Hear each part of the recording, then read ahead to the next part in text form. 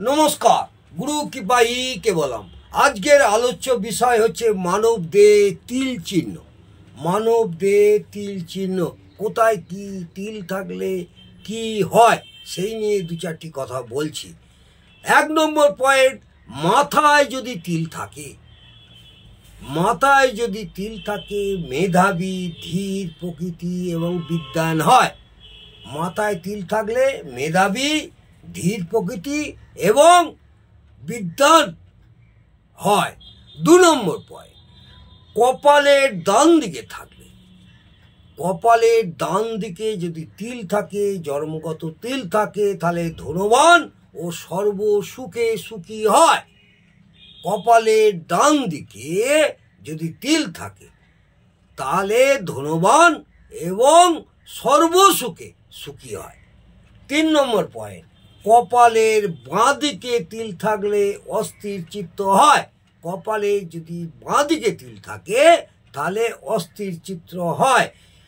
4 নম্বর point, ভ্রুতে অর্থাৎ চোখের ভ্রুতে যদি ডান দিকে তিল থাকে তাহলে চিন্তা ভাবনাকারী হয়। ভ্রুর ডান দিকে যদি তিল থাকে তাহলে চিন্তা ভাবনাকারী হয়। 5 নম্বর পয়েন্ট, বাঁ ভ্রুতে থাকলে খারাপ বা অসৎ চিন্তাকারী হয়। খারাপ এবং সব সময় একটা অসৎ মনোভাবাপন্ন বা অসৎ চিন্তাকারী হয়ে থাকে। 6 নম্বর পয়েন্ট, ডান নাকে থাকলে, যদি ডান দিকে নাকে জন্মগত তিল থাকে তাহলে সৌভাগ্যশালী হয়। সেই সব জাতকরা সৌভাগ্যশালী হয়। বাম নাকে থাকলে দুঃখী ও ভাগ্যহীন হয়। 7 নম্বর পয়েন্ট, বাম নাকে থাকলে দুঃখী এবং ভাগ্যহীন হয়। 8 নম্বর, নাকের মধ্যস্থলে থাকলে, 8 নম্বর পয়েন্ট, নাকের মধ্যস্থলে থাকলে শান্ত, ধীর, স্থির হয়। নাকের যদি মধ্যস্থলে অর্থাৎ মাঝখানে যদি তিল থাকে জন্মগত তাহলে ধীর, স্থির এবং শান্ত প্রকৃতির হয়। 9 নম্বর পয়েন্ট, উপর ওষ্ঠে থাকলে, উপরের ওষ্ঠে যদি তিল থাকে কর্তব্য পালনকারী হয়। 10 নম্বর পয়েন্ট, নিচের ওষ্ঠে থাকলে বিলাসী ও ভোগী হয়। নিচের যদি ওষ্ঠে থাকে তাহলে বিলাসী এবং ভোগী হয়। সব সময় একটা বিলাসবহুল জীবনযাত্রা করার মানসিকতা থাকে। 11 নম্বর পয়েন্ট, কানে যদি তিল থাকে, জন্মগত যদি কোনো জাতকের কানে তিল থাকে তাহলে জ্ঞানী ও বিদ্বান হয়। জ্ঞানী ও বিদ্বান হয়। 12 নম্বর পয়েন্ট, চিবুকে থাকলে দৃঢ় চেতা হয়।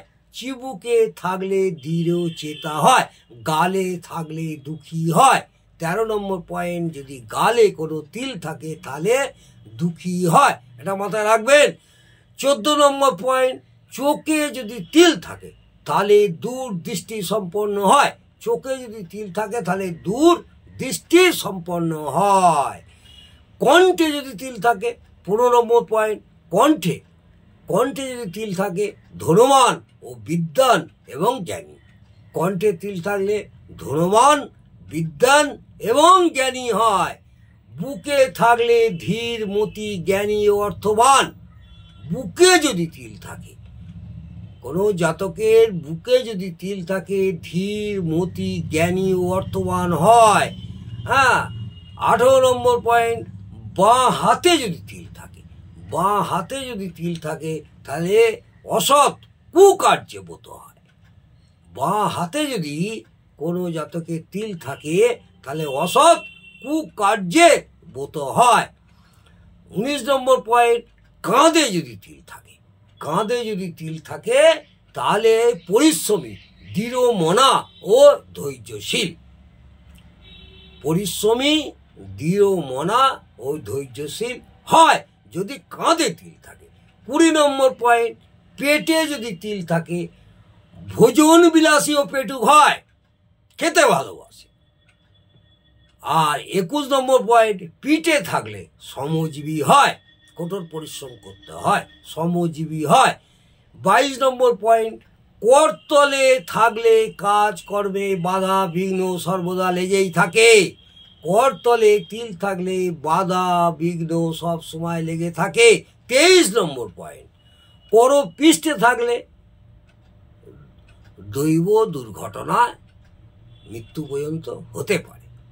আর দৈব দুর্ঘটনা হয় করপৃষ্ঠে থাকলে। ইন্দ্রিয়ে যদি থাকে, 24 নম্বর পয়েন্ট, ইন্দ্রিয়ে যদি থাকে যৌনাঙ্গে, ইন্দ্রিয়ে থাকলে কামুক হয়, ইন্দ্রিয়ে থাকলে কামুক হয়। 25 নম্বর পয়েন্ট, ডান উরুতে থাকলে সুস্থ সবল দেহী হয়। ডান উরুতে যদি থাকে সুস্থ সবল দেহী হয়। বাঁ উরুতে থাকলে ভাগ্যবান হয়। 26 নম্বর পয়েন্ট, বাঁ উরুতে থাকলে ভাগ্যবান হয়। 27 নম্বর পয়েন্ট, ডান পায়ে থাকলে কর্মঠ হয়। ডান পায়ে থাকলে কর্মঠ হয়, বাঁ পায়ে থাকলে অলস আর বাচাল এই স্বভাব থাকে। 28 নম্বর পয়েন্ট, বাঁ পায়ে থাকলে অলস প্রকৃতি, অলস এবং বাচাল প্রকৃতির হয়। আজকে তিল তত্ত্ব নিয়ে 28টা পয়েন্ট আপনাদের বললাম। অনেকেই হয়তো জানেন, যারা জানেন না আশা করব তাদের পক্ষে অনেকটাই ভালো হবে। কোথায় কার তিল আছে তার অঙ্গে, সেটা নিজেরাই দেখে নেবেন। আজকে এই পর্যন্ত। যদি ভালো লাগে অবশ্যই লাইক কমেন্ট করতে ভুলবেন না। নমস্কার, জয় মা তারা। ভালো থাকুন, সুস্থ থাকুন, সব সময় আনন্দে থাকুন।